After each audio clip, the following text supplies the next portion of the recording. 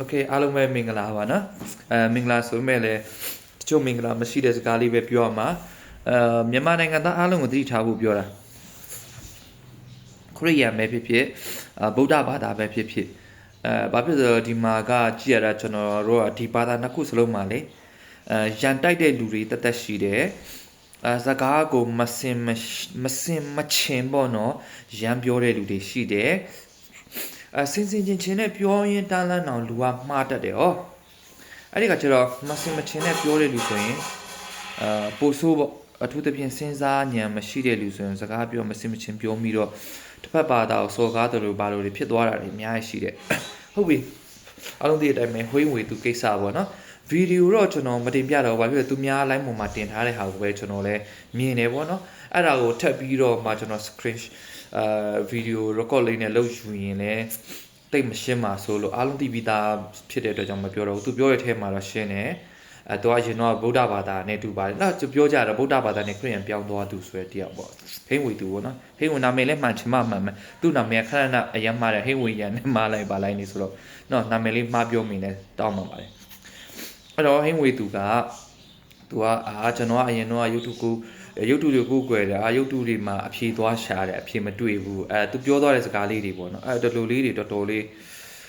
ပြောသွားတယ်အဲ့လိုမျိုးစကားလေးတွေအဲ့တော့ကျွန်တော်ကဒီဘာသာရောက်မှာပဲမတင်ဒီဖះနဲ့တွေ့မှာပဲအဖြေရတယ်ဘာညာပေါ့နော်အဲ့ဒီအပေါ်မှာအခုမြန်မာနိုင်ငံသားတွေဝေဖန်ပြီးပြောနေကြတဲ့ထဲမှာရှိတယ်အထူးသဖြင့်ဗုဒ္ဓဘာသာထဲမှာရန်တိုက်တာလဲဗုဒ္ဓဘာသာထဲရပါတော့ဒီကိစ္စအဲ့လိုပြောတော့ကျွန်တော်ခရစ်ယာန်မှာလဲရန်တိုက်တယ်လို့မရှိဘူးလားဆိုရှိတယ်နော်ဘယ်ဘာသာဝင်မဆိုပေါ့နော်လူကရန်တိုက်တဲ့လူကတတ်ရှိတယ်ရန်တိုက်ရမှဂျင်းတဲ့လူတတ်ရှိတယ်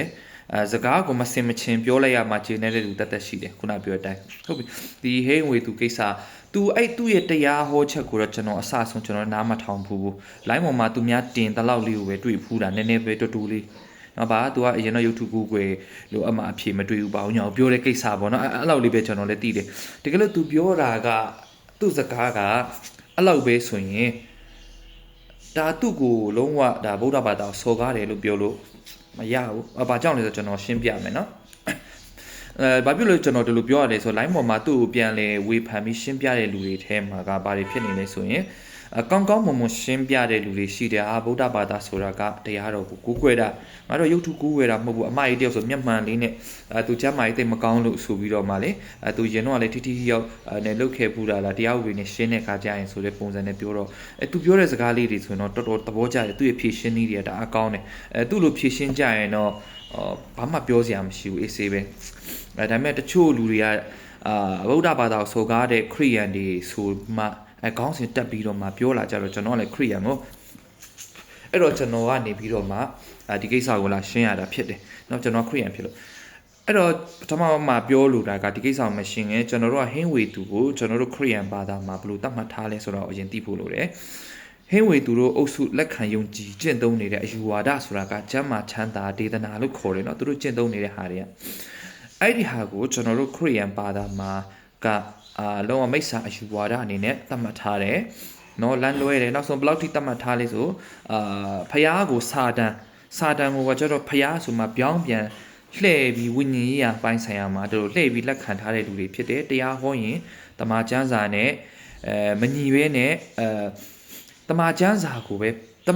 ကိုတုံးပြီးတမန်ကျမ်းစာကိုပဲပြန်ဆန့်ကျင်တဲ့တရားမျိုးဟောတဲ့လူတွေလူတွေကိုတနည်းအားဖြင့်လောကငွေကြေးစီးစိမ်နေနဲ့ဆွဲဆောင်ပြီးတရားလမ်းထဲကနေလွတ်အောင်တင်ပေးနေတဲ့လူတွေလို့ကျွန်တော်တို့ကလက်ခံထားတာဖြစ်တယ်နော်ဒါကိုတချို့ဆိုတာကျွန်တော်တို့ကတိဖို့လိုတယ်ဒါဟေးဝေရန်တို့ဒေးဗလာတို့ဆိုတာပေါ့နော်တချို့ဆိုလည်းတိမှာဖုံးအားသွင်းဆရာမလို့ပဲဆူတောင်းလိုက်လို့ဖုံးအားပြည့်ခိုင်းသွားတဲ့သူတွေတို့သိရမလားလက်နှစ်ဖက်မှာတစ်ဖက်ကပိုရှည်သွားတာတို့တွေဆူတောင်းပြီးတော့မှအဲ့လိုလူတွေကိုခရိယန်တွေမှာကခုနပြောနေတဲ့အတိုင်းပဲဟင်းဝေရန်တို့ဟင်းဝေသူတို့အတိုင်းဝိုင်းထဲမှာအကုန်ထည့်ထားတယ်တစ်ဖွဲ့တည်းလို့ကျွန်တော်တို့ခရစ်ယာန်နဲ့သတ်မှတ်ထားတယ်ဟုတ်ပြီဒါဆိုရင်အခုဒီဟိန်းဝေသူအခုခုနကကျွန်တော်ပြောနေတဲ့ဗီဒီယိုအတူစကားတခွန်းစာလောက်ပဲဆိုရင်တော့သူ့ကိုတော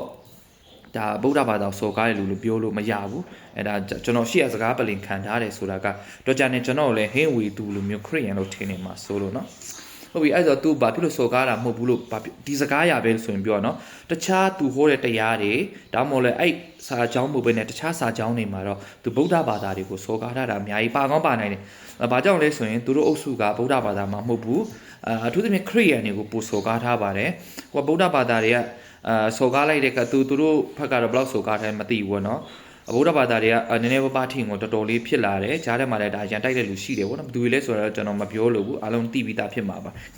ဟုတ်ပြီခရစ်ယာန်ကိုဗုဒ္ဓဘာသာကိုသူကတခွန်းစော်ကားတိုင်းသိချတဲ့ဒီလူတွေခရစ်ယာန်ကိုအနည်းဆုံး10ခွန်းလောက်စော်ကားထားပြီကျွန်တော်တို့ခရစ်ယာန်တွေကပူခံထားရတော့သိတယ်နော်အဲ့တော့ထားပါနော်အခုဒီစကားဗုဒ္ဓဘာသာကိုစော်ကားတဲ့စကားမဟုတ်ဘူးဆိုတာကိုကျွန်တော်ရှင်းမှာဟုတ်ပြီဘာသာရေးဆိုတဲ့နေရာမှာကျွန်တော်တို့ခရစ်ယာန်မွတ်စလင်ဟိန္ဒူဗုဒ္ဓပဲဖြစ်ဘာသာမဲ့နောက်ဆုံးအပုတ်တိုက်ဆိုတာရှိတယ်ကိုယ့်ရဲ့ယုံကြည်ရာနဲ့ယုံကြည်ရာကိုယ်ကိုယ်လိုက်တော့ပုတ်တိုက်မှုဆိုတာရှိတယ်ဥပမာခရစ်ယာန်မှာဆိုရင်ကျမ်းစာထဲမှာရှိတာဖန်ဆင်းရှင်မရှိဘူးလို့ယုံတဲ့လူတွေကညံနေတယ်ဆိုတဲ့ပုံစံနဲ့ရေးထားတဲ့ကျမ်းပိုက်တွေရှိတယ်နော်ရုပ်တုစင်တူလို့ပြီးဖျားဖြစ်နော်ကိုယ်ကိုယ်တယ်အဲ့လိုပြောတော့ခါကျကျွန်တော်ဗုဒ္ဓဘာသာပြောမှာနော်ဗုဒ္ဓဘာသာတွေလည်းပါရင်ပါမယ်ပါချင်မှပါမယ်ကျွန်တော်ဗုဒ္ဓဘာသာအကြောင်းအဲ့လိုမသိဘူးအဲ့လောက်မသိဘူးတမာတရားဆိုတဲ့စကားလောက်ပဲသိတယ်ဗုဒ္ဓဘာသာမှာနိဗ္ဗာန်ရှိတယ်တမာတရားရှိတယ်တရားကျင့်ကြံအထောက်အထားကျွန်တော်လောက်ပဲသိတယ်နော်အဲ့တော့ဒီမှာပြောပြချင်တာကကျွန်တော်အဓိကပြောချင်တာပါလဲဆိုရင်အဓိကတော့ခုနလိုပေါ့နော်ခရစ်ယာန်ဘာသာမှာအဲ့လိုရှိတယ်ရုပ်တုကူးကွယ်တယ်လို့မဟုတ်ဘူးဆိုရင်တော့ဒီသခင်ရှုရုပ်တုကြီးကိုမှကျွန်တော်တို့အထိမ့်မှတ်တစ်ခုအနေနဲ့ထားတာပြဿနာမရှိဘူးဒါပေမဲ့သခင်ရှုရဲ့ရုပ်တုပါဆိုရင်မှကျွန်တော်တို့အဲ့ရုပ်ဒီမှာတလူသွားလုပ်ပြီးအဲ့အရုပ်ဖက်ကနေတဆင်အာယုံပြုတ်လိုက်ရင်ဒါကျွန်တော်တို့ခရစ်ယာန်မှာကျတော့မှားတယ်လို့လက်ခံထားတယ်ပေါ့နော်ဟုတ်ပြီအဲ့ဒီခါကျတော့ဗုဒ္ဓမှာကျတော့ဗုဒ္ဓဘာသာတွေမှာကျတော့ကျွန်တော်တို့ခရစ်ယာန်မှာမှားတယ်လို့ယုံကြည်မှုမျိုးကကျတော့ဗုဒ္ဓဘာသာမှာကဒီရုပ်တုကူးကွယ်တာမျိုးမဟုတ်ဘူးတရားကိုကူးကွယ်တာဆိုပေမဲ့သူတို့မှလည်းဒီရုပ်တုစင်တုတွေထုထားတော့ဒါနည်းနည်းခရစ်ယာန်တွေဘက်ကမှားတယ်လို့ပြောတဲ့ဟာနေတော့ခက်စင်စင်နေမှာနည်းနည်းတော့သွားကြရတာဗောဗျာဟုတ်တယ်လို့တော့မပြောဘူးเนาะအဲ့တော့အပုတ်တိုက်လေးရှိတာကိုပြောပြတာအမှကျွန်တော်တို့ကအဲ့လိုပြောလိုက်တော့ဖန်ဆင်းရှင်ဟိုမရှိတဲ့လူတွေကဘာဖြစ်တယ်ညာဖြစ်တယ်ပြောထားတယ်ဗောဗျာအဲ့တော့အဲ့ထက်မှာပါမလဲဖန်ဆင်းရှင်မယုံတဲ့ဘာသာတွေပါမယ်နောက်ဆုံးဘာသာမဲ့တွေပါမယ်เนาะတော်တော်လေးထိသွားမယ်ဟာဒါဆိုကျွန်တော်ဗုဒ္ဓဘာသာဖတ်နေကြည့်မယ်ဆိုရင်လည်းဒါပါချုပ်ကြီးဆရာကိုယ်တိုင်ကတရားဟောထားတဲ့ဟာဆိုရင်ရှိတယ်ဗါလေဒီအလှပကြိုက်တဲ့သူတွေကညံနေတယ်ဆိုတဲ့ဟာတွေရှိတယ်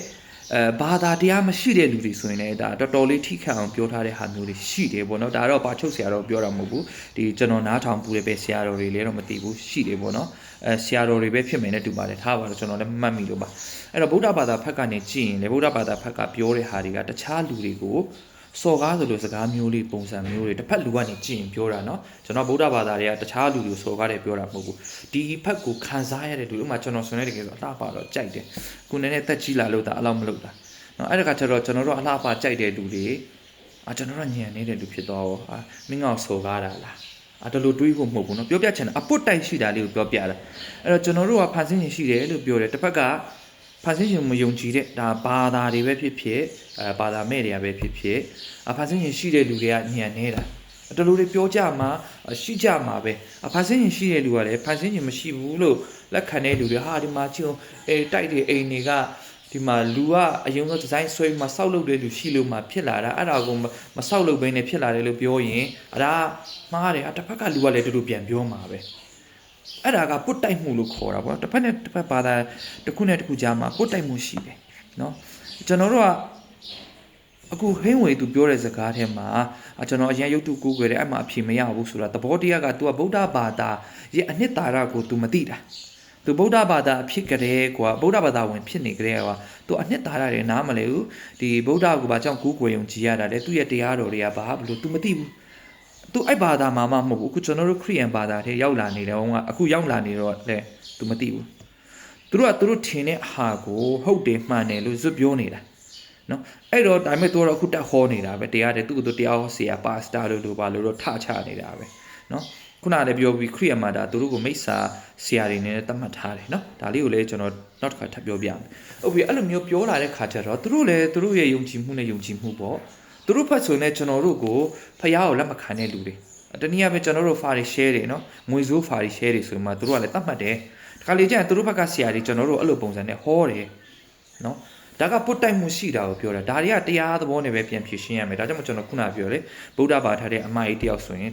तू တရားသဘောနဲ့ဘယ်လိုပြန်ဖြေရှင်းသွားလဲဆိုတဲ့ဟာကျွန်တော်လည်းတရားသဘောကြားတယ်ကောင်းတယ်ဒါမျိုးဆိုရင်တော့ပြဿနာမရှိပေမဲ့တချို့လူတွေကရန်တိုက်ခြင်းတဲ့သဘောနဲ့ခရစ်ယာန်တွေက ဗုဒ္ဓဘာသာကိုစော်ကားပါတယ်ဗာညာဆိုမှလှုပ်တဲ့ခါကျတော့ကျွန်တော်ကကောင်းတဲ့လူမတုံ့ပြန်ဘူးနော်မကောင်းတဲ့ဒီဗုဒ္ဓဘာသာဘက်ကနာမည်ခံတဲ့လူတွေပေါ့နော်ကောင်းတဲ့ဗုဒ္ဓဘာသာနာမည်ခံပြီးမှကောင်းလေးတုံ့ပြန်တဲ့လူတော့မပြောဘူးခုနကလိုမကောင်းသဖြင့်တုံ့ပြန်ထားတဲ့လူတွေတချို့လည်းရှိလို့ပြောတာအဲ့ဒါကိုဘာဖြစ်လို့ပြောချင်လဲဆိုမှပါချုပ်ဆရာတော်ကြီးကအလှကြိုက်တဲ့လူတွေကိုညံနေတယ်လို့ပြောတဲ့ခါကျတော့ဒါဆိုပါချုပ်ဆရာတော်ကြီးကအလှကြိုက်တဲ့လူတိုင်းကိုစော်ကားတာဖြစ်သွားပြီဘာသာတစ်ခုကိုစော်ကားတာဒါမှမဟုတ်ဗုဒ္ဓတပါးတွေကိုပဲစော်ကားတာမျိုးမဟုတ်တော့ဘဲနဲ့လူတကာအလှကြိုက်တဲ့လူတကာကိုစော်ကားတယ်လို့ဖြစ်သွားပြီဒါမျိုးဆိုလက်ခံလာလို့ပြောလက်မခံဘူးဆိုလာတော့မှာတော့ဒါကဘာကြောင့်လက်မခံတာအကြောင်းမျိုးပြလိုက်မယ်အလှပါကိုကြိုက်တာမှမှန်တဲ့လူကလည်းဘာကြောင့်မမှန်တာလဲအကြောင်းမျိုးလာပြမှာပဲဒါကညင်းလို့လည်းပြီးမဲ့ဟာတွေမဟုတ်ဘူးเนาะအဲ့တော့တခုတော့ရှိတာပေါ့ဟင်းဝေသူပြောတဲ့စကားထဲမှာဗုဒ္ဓကဗုဒ္ဓကဘာဖြစ်တယ်ညာဖြစ်တယ်ဗုဒ္ဓမကောင်းကြောင်းတွေကိုတက်ပြောနေတော့ဒါဟုတ်တယ်သူဒါဗုဒ္ဓဆိုကားတာဖြစ်သွားပြီဗုဒ္ဓဘာသာဘာဖြစ်တယ်ညာဖြစ်တယ်အဲ့လိုမျိုးသူလိုင်းပေါ်မှာအဲ့လိုနာမည်နဲ့အဲ့လိုပါဇက်နဲ့ပြောသွားရင်ဒါသူ့အမှားနော်ဒါပေမဲ့ကျွန်တော်နားထောင်ရတဲ့ဗီဒီယိုအရာနော်သူများအခုလိုင်းပေါ်မှာဟော့နေတဲ့ဗီဒီယိုအရာတော့သူပြောတာ तू ကအရာရုပ်တုစင်တုတွေကိုကိုွယ်တယ်နော်အဲ့ဒီမှာ तू အဖြေရှာတယ်အဖြေရှာမရဘူးလို့ तू ပြောတာသူပြောတာကဗုဒ္ဓဘာသာဝင်ဖြစ်ခဲ့ပြီမဲ့သူဗုဒ္ဓဘာသာရဲ့အယူဝါဒတွေကိုမှားတယ်လို့ပြောသွားတာမဟုတ်ဘူး။ तू ကသူ့ရဲ့ဗုဒ္ဓဘာသာရဲ့အယူဝါဒကို तू မသိဘူး तू ညံနေတာနော်။ तू ညံနေလို့ तू သိတဲ့ပုံစံတိုင်း तू ကိုးကွယ်တဲ့ပုံစံတိုင်းကိုပဲ तू ကပြောလိုက်တာ။ဗုဒ္ဓပြောတဲ့အတိုင်းယုံကြည်တာမျိုးမဟုတ်ဘဲနဲ့ तू ယုံချင်တယ်လို့ရှောက်ယုံပြီးတော့မှ तू ပြောချင်တယ်လို့ရှောက်ပြောတဲ့စကားသာဖြစ်တယ်။အဲ့ဒီမှာ तू ပြောတဲ့အချိန်မှာဗုဒ္ဓဘာသာဆိုတဲ့စကားလုံးနဲ့ तू မသုံးသွားဘူး။ခရစ်ယာန်ဗုဒ္ဓဘာသာလုံးမသုံးသွားဘူးเนาะဂေါရမဆိုမှလည်းအဲ့လိုမျိုးပုံစံနဲ့သူသုံးမပြောသားတဲ့အကြောင်းဒါစော်ကားတာမဟုတ်ဘူးတကယ်လို့အဲ့ခုနကျွန်တော်ပြောတဲ့အဲ့ဒီဗီဒီယိုလေးအတူလေးတစ်ခုကြောင့်ဒါသူကဗုဒ္ဓဘာသာကိုစော်ကားတယ်လို့ပြောကြည့်ဆိုရင်ကျွန်တော်ခုနရိုင်းဆိုင်တုံ့ပြန်တဲ့ဗုဒ္ဓဘာသာတွေကလည်းဒါလက်ခံရမယ်ဒါဒီကျွန်တော်တို့ပါချုပ်ဆရာတော်ကြီးကအလှကြိုက်တဲ့လူတွေအားလုံးကိုစော်ကားသွားတယ်ဗုဒ္ဓကိုယ်တိုင်ကဖန်ဆင်းခြင်းမရှိဘူးဘာကြောင့်လာပြောတဲ့ခါကျတော့ဖန်ဆင်းခြင်းရှိတဲ့ဘာသာတွေအကုန်လုံးကိုစော်ကားရရောက်သွားတယ်နော်ကျွန်တော်တို့ကဘာဖြစ်လို့ဒါပုတ်တိုက်မှုလို့ပဲကျွန်တော်တို့ကတော့လက်ခံတာစော်ကားတယ်လို့လက်မခံထားဘူးဥပမာ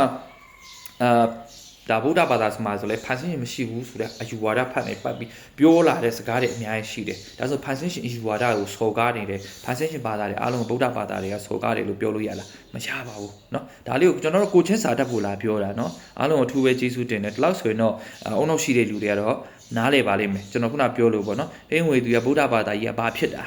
ဂေါရမကြီးကဘာဖြစ်တာအဲ့လိုနာမည်တက်ပြီးပြောသွားရင်တော့ဟုတ်တယ်ဒါကတော့ဒါဗုဒ္ဓဘာသာကိုသူစော်ကားတာเนาะအရေးလေးယူတဲ့အဲ့လိုမျိုးဆိုရင်တော့ဒါပေမဲ့အခုကျွန်တော်သိတဲ့ဗီဒီယိုရသူအဲ့လိုပုံစံပြောသွားတာတော့လုံးဝမဟုတ်ဘူးအထူးပဲကျေးဇူးတင်ပါတယ်ဗျာ